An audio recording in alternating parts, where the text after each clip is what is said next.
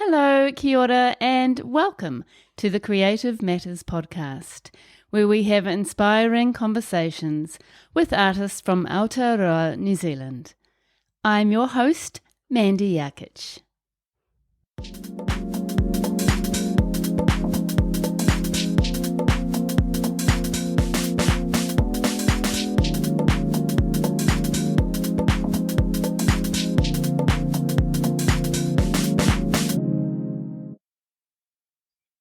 Morena, and welcome back to the Creative Matters podcast. It's lovely to have you here. This episode is a little bit different. I am not speaking to an artist. I am speaking with somebody who has a business which I think many of our artists and our audience would be really interested in. I'm talking with Charles Tung.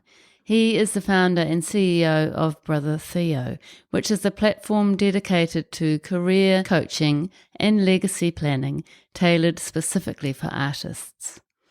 Brother Theo provides a range of perspectives to help artists plan and grow their career as well as their legacy. Whether you're just starting out or looking to take your career to the next level, Brother Theo helps you achieve your goals and reach your full potential as an artist. Charles talks about the Studio of Contemporary Art Gallery, which his mother founded, and he went on to buy and then run for 15 years. His experiences in the art industry in Aotearoa, New Zealand, and what he has learnt. He shares what information artists should collect and how to put it all together. Also archiving and cataloguing artworks, creating processes and outsourcing, approaching galleries and pricing work. You can learn more about Brother Theo and the services they provide at brotheo.com. Good morning, Charles. Hey, good morning. Lovely to meet you. And thank you for having me out. It's beautiful. Thank you very much for coming. I'm really looking forward to hearing all about your amazing business, Brother Theo. I guess, could you start by just explaining what this company is and the services you provide? No problem. It's Brother Theo. So the name is based on the idea of Vincent van Gogh's brother, Theo, who was an art dealer and who helped him through his career, paid him a monthly stipend, collected the artworks. And after Vincent died, he wasn't really known. So it's everything that happened afterwards, which really gives us the artists that we know. So I thought that was a nice lead-in to what Brother Theo does. So there's probably two things. On one side, it's legacy planning for artists. It can happen anywhere through the career, but it's probably one of the things that's thought of later on, getting all the ducks in a row so that the stories can be told after you and that you're not putting too much of a weight on family and trustees to look after things for you, answering a lot of those questions beforehand. So that's one side. And the other side could be called a critical friend. So a mix of coaching and consultancy. In a nutshell, from the artist point of view, it's I usually work with people around goals. If there's something they're aiming towards or trying to get done, and we break that down and work it together. I always think people work better in teams, and often artists can find themselves on their own and needing someone to get feedback from or advice from. So that's where the two sides go. So the coaching is more working through where someone is and where they want to be and how we can plan to get there. And the consultancy is more probably leaning on my experience within art industry. So it's a bit specific. I don't really make introductions, but apart from that, I'm working with how different parts of the art world work, and so what are the best angles and the ways that we can do it, or people we can talk to, or techniques that we can work with. Mm-hmm. Does that all make sense? It makes perfect sense, yeah.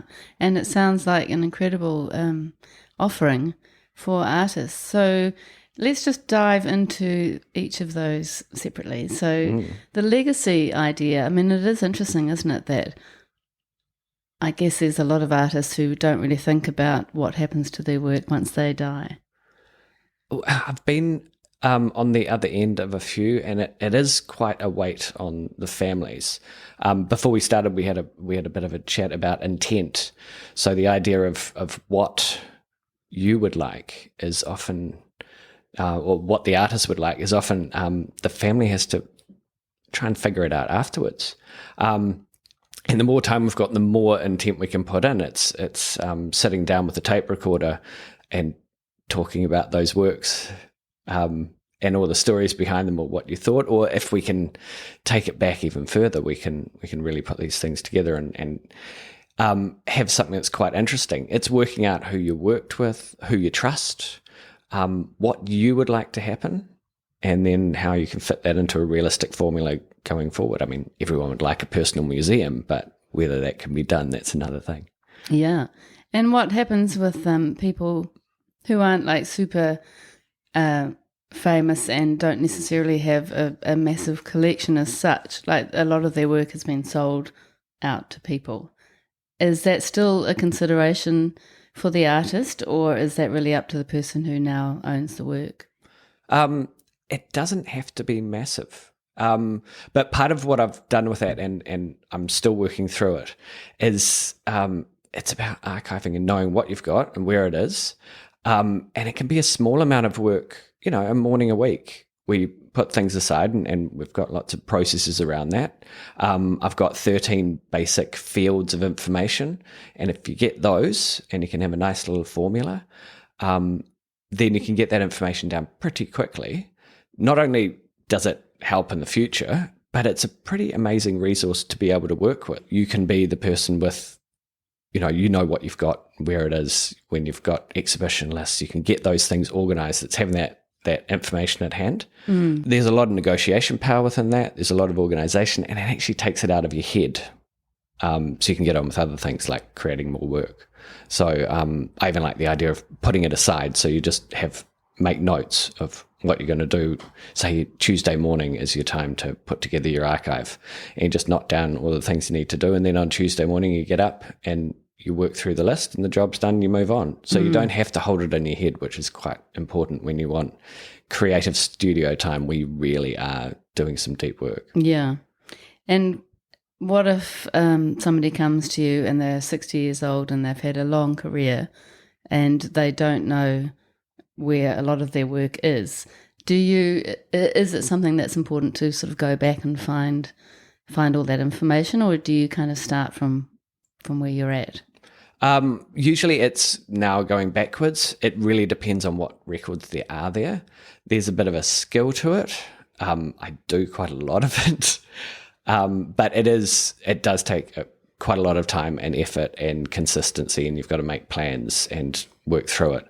But yeah, I catalogue every week. It's a lot of what I do.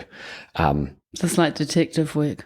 It's not glamorous, but yes. Well, and one of my other roles is an art valuer, and that is really art detective work. I've got to track down what's what and who's where, and always be skeptical.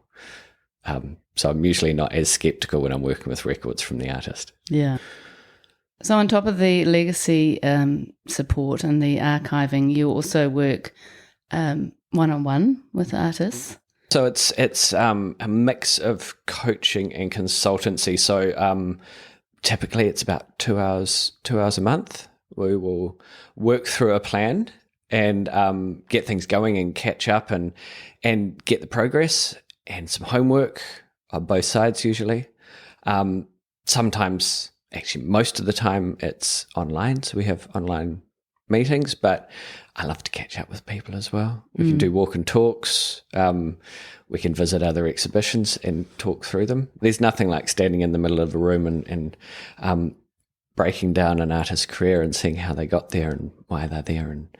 And it gives a great context to how they've done it and the steps that took to get into that gallery and to actually have those walls to work with. There's usually quite a journey that gets there, and it's quite refreshing to go through it, and you can really break things down. Yeah. So in a nutshell, so there are two parts to it, but it's really based on the idea that there's not enough business training for artists, it's art schools very much focus on the creative, and it's quite rare for them to have much to do with the business side of it. And then artists are sent out into the world, and they are supposed to learn it somehow. It seems to be there's a massive amount of talented people out there, and that really filters down. And that first step seems to be the ones that get their head around the business side of art, and they keep things going and get momentum.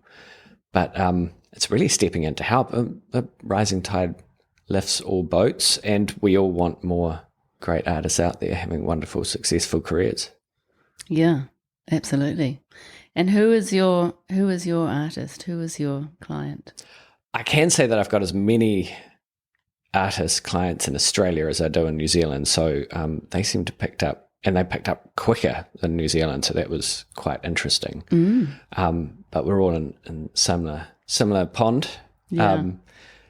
And yeah, I think they're a little bit more aggressive on the market. There is always such a fear around artists and success that a lot of people shy away from it and don't embrace it as wholeheartedly as they could. Are you looking for people who are have established careers, or would you pick up somebody who's just right at the beginning of their artistic practice or their artistic career? I mean, are you happy to just basically work with anyone who is interested in developing that side of their art practice? There are some people I've chosen not to work with, but it's more to do with commitment and realistic goals. So really the first thing that we're doing is looking at the goals, and it may be I want to be in a museum, and there's a lot of steps in between. So the first part usually involves really taking that goal to pieces and seeing what are the realistic next steps. Maybe we've got smaller goals on the way, and then those goals get broken down into parts. So it's next steps. It's how do we get from here to there? Usually things have time limits on them. We work back, we go through the timing, how long is it going to take, what resources are you going to need to be in a spot, how do we get those things together? For example, when approaching galleries, I would recommend approaching multiple galleries at the same time, having your story very crystal about what you expect from the relationship. We'll go through contracts and why you want them, or if you're not working with them, what their expectations are, so you can talk about these things, so everyone's on the same page. How do you prepare yourself? What kind of timelines? I like the idea of an idea coming from multiple angles. For example, 3 different directions that people would hear from. So the ultimate one is if a gallery owner could hear about you from a client, from another artist, and from someone in the industry all at the same time as you approach them, then they're going to be interested. So making the right approach at the right time in the right way. A lot of it's about knowing who you're talking to and what their interests are. So that kind of information I can find, or I do know, or I know how to find. So that's kind of the industry knowledge. I'm looking from the gallery perspective back as well. So what is the gallery looking for? And from that point of view, what's the best way to approach them to answer those questions? Yeah. I used to have a lot of artists come into the gallery. So from their point of view, literally dropping in and trying to have a chat. So I used to try and talk to everyone that I could, and it took up a lot of time. So after a while, and similar to the idea of building tasks in together, I decided that Tuesday mornings was the time between 10 and 12 that I would see artists. So if someone came in off the bat, I'd say that's great if you could come back between 10 and 12 on a Tuesday. So not only did I not have my day broken up with sitting down with people, it would take at least a half an hour to properly see the work and have a talk. But when I had everyone there together, they could actually see each other and talk to each other as well and get the feedback. And it actually there was a lot more advantages to seeing, not only did it save my time, but it was more valuable for the artists who were coming in than the previous way I was doing it. So from that point of view, the first thing is contacting the gallery and seeing how they would like to be approached. And do you think a phone call is best? Yeah, usually a phone call to, and preferably if you get someone in the gallery and really you're just asking for how they like to see new artists. It is a study that's been done a little bit. I believe Magnus Reich, who's he's an economist with Yale University but specializes in art. I think he did a survey around US galleries about how they like to be approached, which was quite fascinating to see all the different ways. But really none of them say no, which is the main point.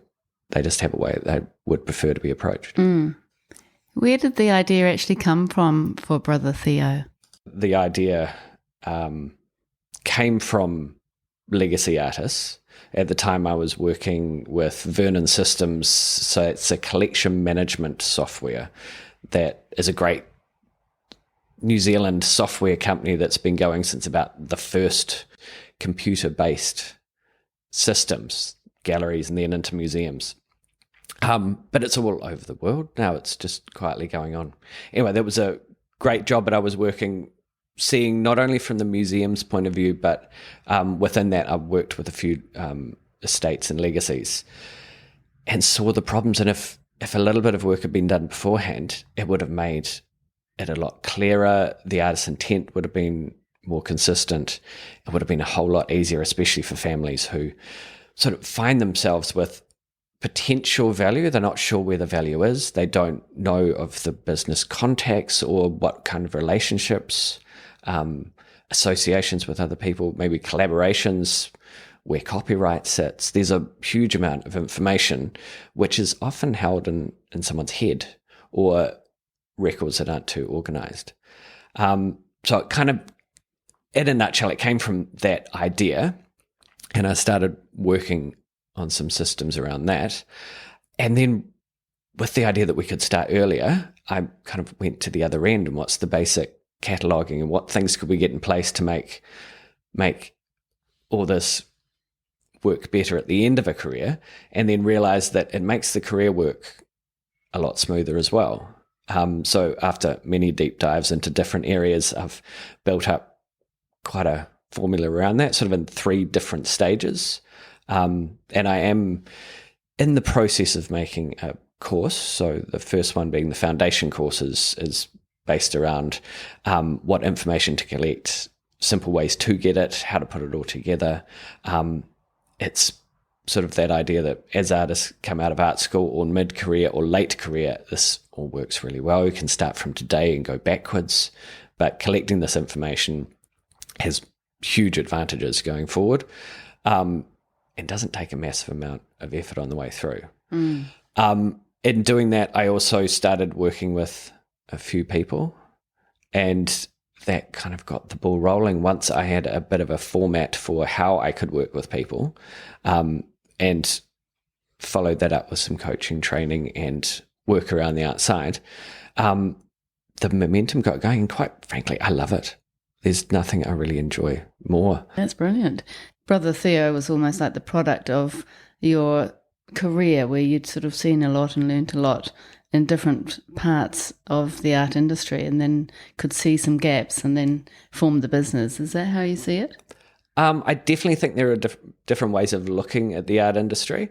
And I'm lucky enough to have gone through a few of them. So after university, so that was probably one in itself. So I went to Canterbury University to study art history, as you would expect, and psychology. But the really surprising one was art theory. So there was a course in my first year called What is Art, given by a Dr. Dennis Dutton, who was a fantastic lecturer. And essentially the first course was worldviews through the lens of art, but just so many different ways of thinking and looking at the world. And it was linguistics and philosophy based. So that was a deep dive for many years. But it's probably been the foundation of a lot of my thinking around art. Anyway, that moved me on. I had a very brief stint afterwards working in auctions in Wellington with Dunbar Sloan. Funnily, I came back to auctions more recently in my career, but then at the beginning, and I was hugely lucky that whatever I was doing, whenever I was doing it, I could drop it when I heard the appraisal desk bell ring, and I could go up and stand behind the experts and learnt so much about the differences between pocket watches or way to collect stamps, or how to look at furniture and tell the quality. And I'm forever indebted to those guys. And from there, I moved back to an art gallery. So my mother started an art gallery when I was young, called Studio 26. So that was both a exhibiting gallery, but also working with corporate collections. So she built and maintained. So it was, again, a different way of looking at how the art world works. Yeah, and that was in Parnell. Yeah, that was in Parnell. And then later on, she moved the gallery to Newmarket. So I came back and worked with her, and it was probably a good 15 years where I worked my way through to taking over the gallery and buying it off her, and then moved that to a different location in France Street, Upper Queen Street, and built a custom-made gallery there, which was an absolute joy. It was beautiful. And then as the financial crisis came along, we realised, and we did a back of the envelope and thought we could either work very hard to be in about the same spot in 4 to 5 years' time, or we could go off and do something else. So we moved to the Middle East, to Abu Dhabi. Wow. And, that's an extreme reaction. With a building called Saadiyat Island, an island of art. A Louvre, which is up and going now, in a spectacular building, a Guggenheim. La Sorbonne had moved in along with New York University, and at a scale and a range that just is eye-watering. I can imagine. Now, I'm certainly in United Emirates, but I believe anywhere around that area, if your jaw doesn't drop at least once a week, you're not doing it right. There were so many things that just were amazing, astounding, both good and bad. Yeah, it's a different world, isn't it? It is. So we did the first public art in Abu Dhabi. Interesting, in a Muslim country where representational art isn't allowed. So that restricts things quite considerably. Really? And worked the Abu Dhabi Art Fair, which was, again, huge. And, yeah, quite a fantastic global reach. Had a weekend retreat with all the staff from the major galleries, which I think I learned so much from them. Just talking to them over a weekend was fascinating look into the art world. And, of course, managed a gallery and curated different projects there. Fantastic to get to know some of the local artists, because it's really interesting, very young art scene with the funny thing about the Middle East, for the Emirati, cultural status and money are both looked after. So if you take those out of people's motivations and you find good people, it's amazing what they can get done. I mean, you had 24-year-olds representing the country at the Venice Biennale. I mean, it's amazing what opportunities were there. Then I worked with museums for a period of time. So that was with, as I mentioned before, Vernon Systems. So that was pretty much English-speaking countries. So I was focusing on New Zealand and Australia and North America. So working with, Vernon's got probably about 200 client museums and art galleries. And then I was outreach, so I was getting to know a lot more. So really got to know how the museum business worked and who was who and what they're interested in, as we were talking about earlier on. Artworks need a cool down period. So if they're on display, then they've got to have a measured amount of time away from the light so that they can meet the conservation standards. There's how museums accession artworks, what they're looking for as they bring things on board, what things they're not looking for. They really have a look around. I think a lot of the archiving and the record keeping is based from the museum standards, which are really tried and tested and very, very well documented and taught. But there's a huge amount of things that work there, and they're not overly difficult. And if you just put them into practice, then everything falls into line. And not only that, it can be used by other people afterwards, which makes things really big. Yeah. Well, you've had an incredible amount of experience in the art industry, and it's so good I think it's really good for New Zealand artists to be working with someone who has been working away out of New Zealand, just to bring some sort of other perspective. What do you think that you've learned from being away about the art industry within New Zealand? Well, much like many things that New Zealanders do, we're quite small. It's a small industry. I think there's an ambition that we don't think how big things can get. I think there's also a lot of ways that artists can work on a residual income and expanding and getting their career going. Studio managers and working with the staff is not unheard of at all, whereas it's pretty rare in New Zealand. So it's this idea of, I still believe that we work better as teams. I don't believe the narrative of one person gets everything done. I see a lot more teams out there. But artists are trying to be solo. There's other artists to talk to, but there's really not much support. For example, I like the idea of writing down the processes that you do, so you know how things are done. So, for example, how you get your materials and when you order more and how many materials you need. And if you write this down as a process, then you can refine that process as you go. And if you were to get a bit of momentum going, you can actually give that process to someone else and refine it with them, and then know exactly what you're doing, but not need to do the task every day. Yeah. So that's where things can get bigger and grow, but it all starts with formalizing your processes yourself. It's like any business, isn't it? In a way, it's creating the systems and then being able to pass those systems on, which I think is such an incredible thing for business. But I just think that New Zealand artists, or artists in general, would be inclined to think that, how can I afford to pay people to do things for me? First step is to make those processes. I believe in habits. I believe in it takes 30 days to make a habit. So you write down what your intention is, you write down how you're going to do it, and then you do it for 30 days. And then you sit down and you try and refine it. So that for a step in itself makes things a lot simpler. There's a huge amount you're getting out of your head. There's a huge amount you're just working on getting that simple thing done. And then you're actually making that a bit better. Now, those processes are really good to do anyway. So then when you decide that you've got too much on your plate, you look through your processes that you've got them all organized, and can I pass off this thing? The marketing, I don't really enjoy social media, but I know it's important for X and Y reason. So if I can pass on my process to someone else, and then that's what they do full time, so they can have input into the process, and hey, we might be able to improve it. It doesn't have to be hiring full-time studio staff, because I don't think that's very realistic for almost everyone, and maybe not even wanted. But it is passing off small parts of your business.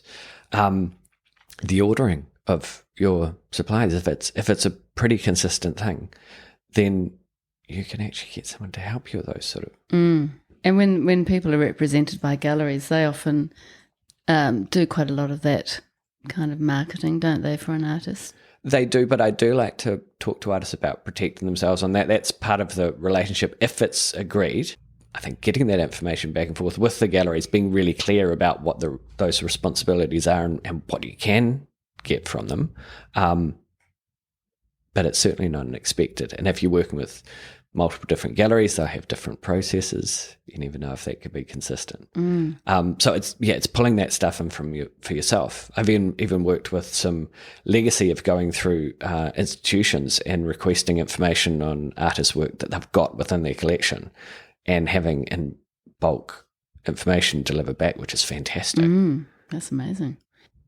With Studio of Contemporary Art, galleries have different strata within, as you would well know. That not all galleries are equal.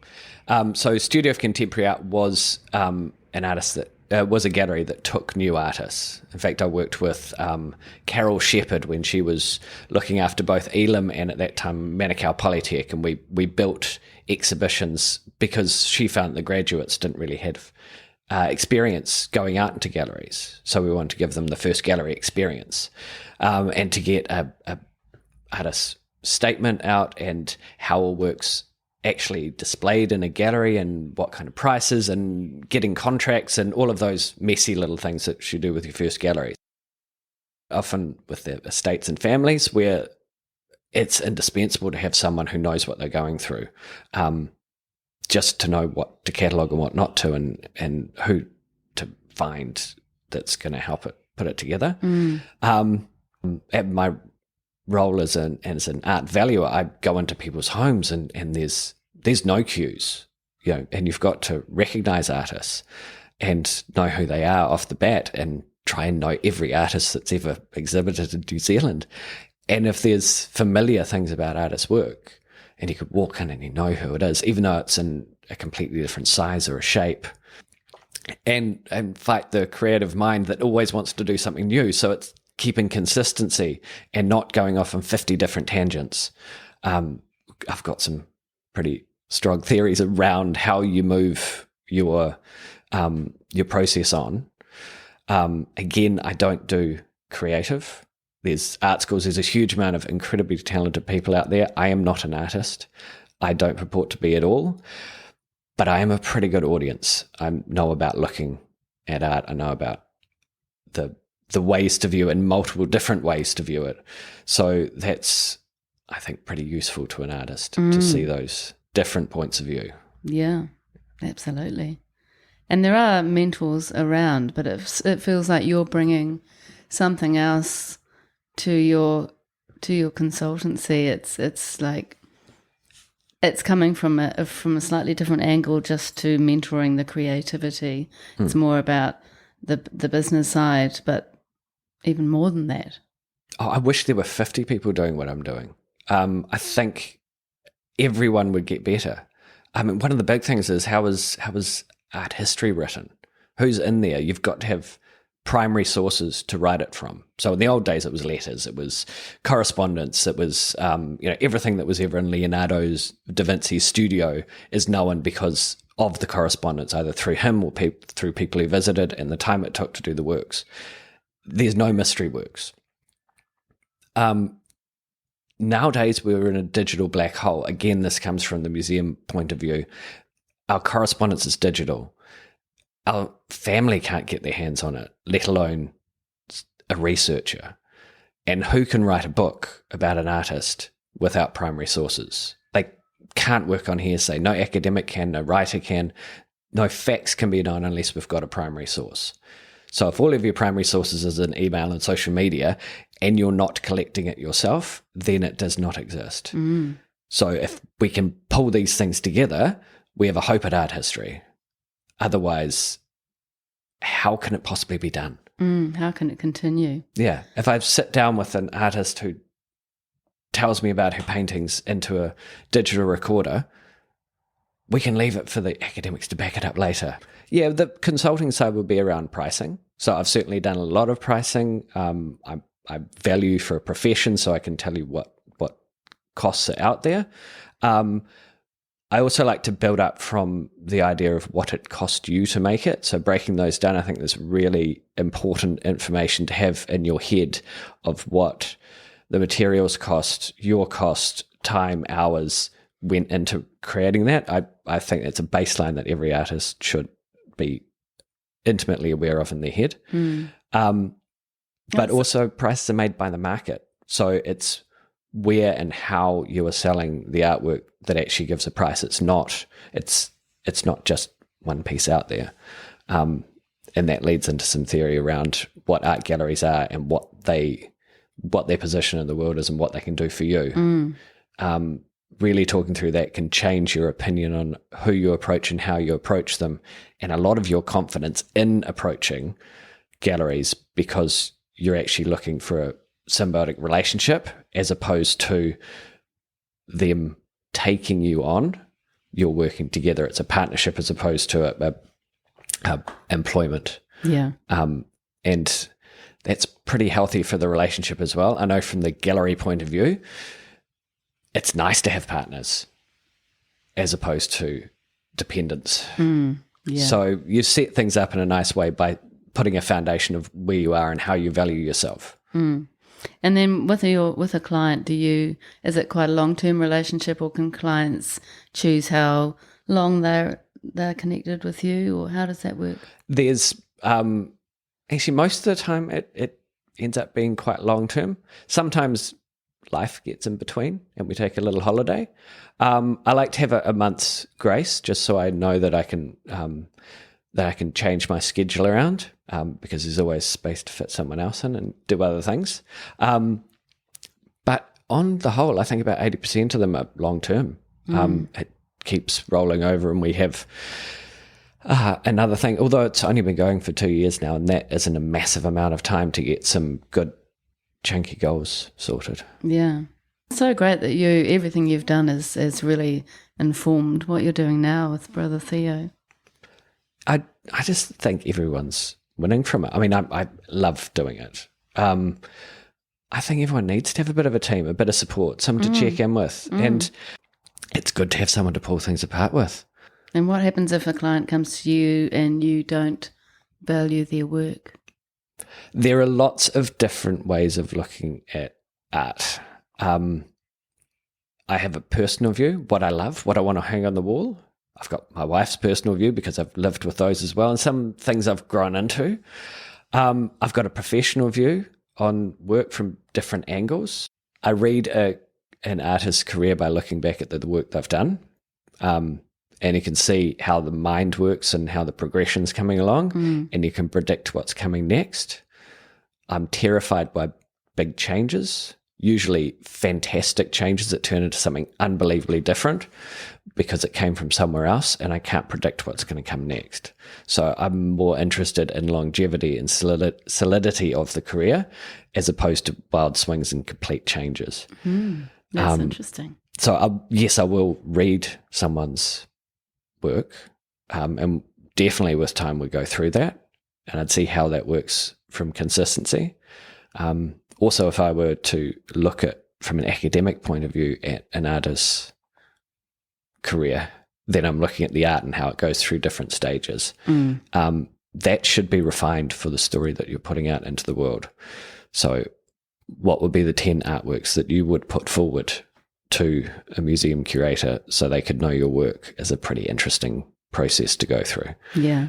And it really makes you think through things and what you considered successful and what were interesting points of your career that you could hang things off. What would be 4 pivotal areas of your work? That's quite thought-provoking. Because we've had a lot of conversations on the podcast about, changing up styles, and is that okay? Is that a good thing or a bad thing? Or, it is it's an interesting topic, isn't it? It is, and there are no 2 art careers the same. I believe it's a 75-25% split with your work. So when you put together an exhibition, it should be familiar. So much like if you went along to see your favorite band, and everything is completely different. You're just wishing for the old classics. From the audience point of view, you go along because you have an idea of what you're going along to. You know what to expect. If it's completely different and you haven't seen this, then you don't feel it's for you. It's not the best experience. I would go around the other way, and it kind of builds on itself. So if your 75% of your work is within a consistent mode, and then you have 25% where you're trying new things. Well, just listening to all the things that you've talked about, I'm sure that there'll be listeners out there who want to get in touch with you. Obviously, they can learn more about Brother Theo through your website, and the links are on your blog post. But what is the best way for them to get in touch, and how do you connect and sort of start a new relationship with an artist? The first step is through the website. There's 3 different sections. So I offer an introduction chat. So it's about an hour just to see if we're going to fit each other, because we've got to get that introduction going to see if things are going to work. And then there's also going on to coaching. So it would usually start with that introduction, unless of course we're looking for legacy. So that's separate to the consultation. Well, again, we'll probably have a chat about what we need to do, but that one, I'm usually talking to the artists themselves or the greater estate, and that's usually a more in-depth conversation that sort of leads on to really getting into the nuts and bolts, seeing what we've got. Standard with an artist, there's a form on the website where we can just get in touch. You can give me a bit of information. Then I follow that up with a bit of a questionnaire. So I've got a bit more pointed information so that we're starting with a bit of a rolling start. I can do a bit of homework and come with something of value. And then if that's all going well, we go into an agreement between us, as I mentioned before, with the artist, which sort of outlines what are all the expectations, what I'm going to do, what we're going to expect, what to do if something goes wrong, how everything works. It's nice to have rules, lines in the ground, how we're going to sort things out further, and then we dive into that goal. And really, the first thing is to pull that apart, and really come back with something that's an attainable, valuable goal, a great step that's going to give momentum, and hopefully more than one way. And we get to work, and that's typically a monthly catch up. I do full days, and most of the artists that I see are here in Auckland, but there is always some travel, and I have some travel plan coming up where I'll be traveling to see people. As I said, we can take holidays and breaks because life gets in the way, things happen, but mostly it's a 2-hour, once a month checkup commitment with phone calls, and we have shared pages where we can put information and keep each other in touch as we go, and that's where, if you're excited about a painting at 3:00 in the morning or something, that's where we put it. That sounds so good, and such a great support network. And do you take people from around the world? Do you just communicate online? It's really kept in Australasia at the moment. Time zones are probably limiting me from going too far, and quite frankly, there's a lot on. I don't want to take on the whole world. You've got enough, yeah. Fair enough. Well, that's an amazing gift that you are offering, I think. And it's really interesting to talk to you, Charles, and hear about your amazing business and also the incredible experiences you've had in your own life. So I do hope some of our listeners will get in touch. And thank you very much for being on the podcast. Well, thank you very much for having me.